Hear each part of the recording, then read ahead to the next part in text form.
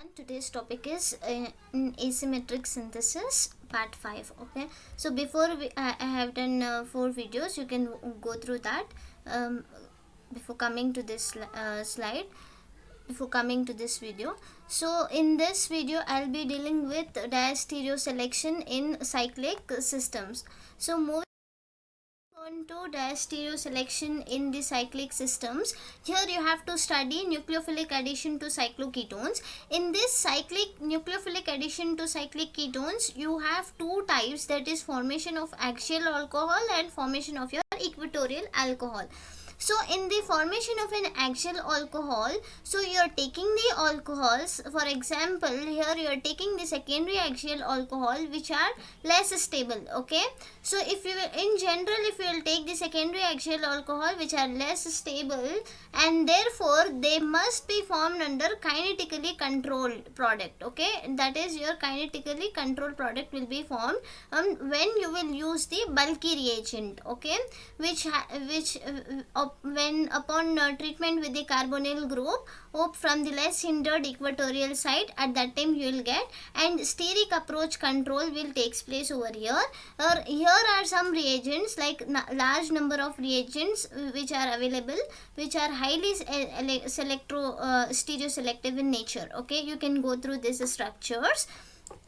And then moving on to next, it is the formation of an equatorial alcohol. So here you have to prefer the thermodynamically controlled product, which is your more stable thing. Okay, so this is in the equatorial alcohols. Okay, here what happens, if you will take the tertiary butyl cyclohexanone and then if you will treat it with the reducing agents such as NaBH4 or lithium aluminum hydrides, at that time what happens, you know that this alcohol gets reduced, this ketone gets reduced to an alcohol, right? So first what happens, the attack of an boron hydrides, metal will sit over there, and then this is your favored reaction.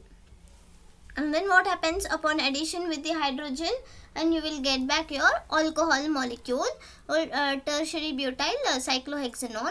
And then moving on to next, this when it takes place, at that time it is the product development control. Okay, and then for the axial alcohol, for the formation of the axial alcohol, you can see here which is an unstable thing, so which is kinetically it is favored but it is thermodynamically unfavored. Okay, this is favored thermodynamically, and here if you will treat with that, and then what happens, there is the hydride shift, and then the borohydride will come and sit over here upon treatment with NaBH4, and then this is the steric approach control. Okay, and then upon addition to the hydrogen molecule, the O minus will go and abstract the proton, resulting you in the axial position of your OH will be in the axial position. Okay, so this is preferred. Mostly this is preferred for the formation of your equatorial alcohol product. Okay, moving on to next slide. Here in the recent methods, what they have done is they have taken the tertiary butyl alcohol and they have treated that with the tertiary methyl magnesium, that is your tertiary butyl magnesium chloride, and upon treatment with the reagents such as the methyl aluminium and derivatives of that phenoxides. Okay, derivatives of that phenoxides, that time what happens, you will get your alcohols which is in the 99% of the enantiomeric excess. That yield will be enantiomeric excess will be of 99%. Then moving on to catalytic hydrogenation, and that is your next topic. So catalytic hydrogenation means you have two catalysis, right? Homogeneous catalysis and heterogeneous catalysis. So here what happens, the both heterogeneous and homogeneous catalytic hydrogenation will be extensively used for the reduction of the carbon-carbon double bond. When this bonds gets reduced, at that time what happens, there is formation of an alkane, right? So which with the high stereo selectivity, which depends on the nature of the catalyst, solvent and the substitution pattern to the observed, the substrate has to observed over there with its less sterically hindered side, okay, and that towards the surface side, and addition of the hydrogen will takes place towards itself in the same direction. At that time what happens, you will get your cis product, that will be takes place in the cis fashion, you will result in the cis products. Then moving on to next slide, if you are taking, in some cases, if your R group, okay, if you are taking the R group such as the CH2 alcohol or an aldehyde or the carboxylic acids, which will be present in the haptophilic effect, okay. Haptophilic effect is that they remain anchored on the catalyst surface. So if you have to do the hydrogenation, you have to do in the same side, the molecular phase of the same side, that is known as your proximofacial addition, okay. So here if you are seeing the R group over here, so same side you are doing the position of your alkene group which is present over here, the hydrogenation will takes place in the same side, and that is known as your proximofacial addition. That takes place when you are taking this molecule, and then when you are using the hydrogenation reaction which is taking place over here in the presence of hydrogen or palladium catalyst upon treatment with an alcohol, isopropyl alcohol. At that time what happens, hydrogen gets added up with reduction of one bond, so you will result in this product, okay. If R group, if you are attacking the R group such as CH2OH, at that time you will get 95% of your yield. If you are adding the R group, you are taking the R group as the CHO aldehyde, at that time you will have 93%. If it is an amide group attached as an R group, R substituent, at that time you will get very less yield, that is your 10% yield, okay. And then here similarly what we say, what I have said over here is, that is in the sentence wise, okay. And then if we are taking in general, if we are taking the most highly stabilized thing, highly enantiomeric excess with the less thing, if you will see, this is when you are taking the R is equals to CH2OH, that time you will get to know it is a proximofacial addition to that hydrogen takes place, which will give you 95% of that product, cis product you are getting. And then if we are taking the R is equals to CONH2, there is no haptophilic effect. Haptophilic effect refers to the proximofacial addition.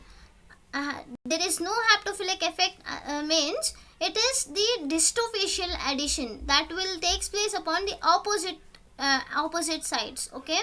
The addition takes place in the opposite side, that is known as distofacial addition, which is preferred due to the steric factor, okay. And then move on to next slide, it is the stereoselective cyclization of the polyenes. So here what happens, you have to know the Stokes-Ishine-Moser hypothesis. Here it is the one of the synthetic strategies for the polycyclic systems, okay.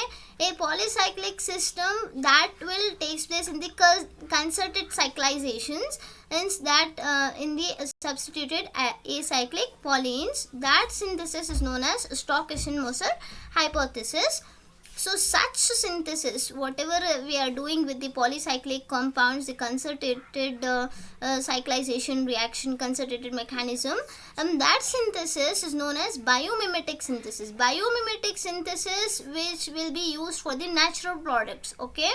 So in that we will use some target molecules and we'll do the natural product synthesis over there. There it will be used, this biomimetic synthesis will be used over there.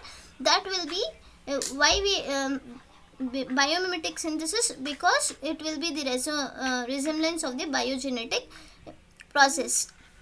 So here some of the scientists like Johnson and group, they improved this method by introducing one of the functional group which is capable of generating the cationic center, okay, at one end of that change, terminal end of that, at particular chain, cyclization will proceed in the particular direction, and it prevents the random cyclization. Spontaneous reaction is not taking place over here, and random cyclization will also not take place.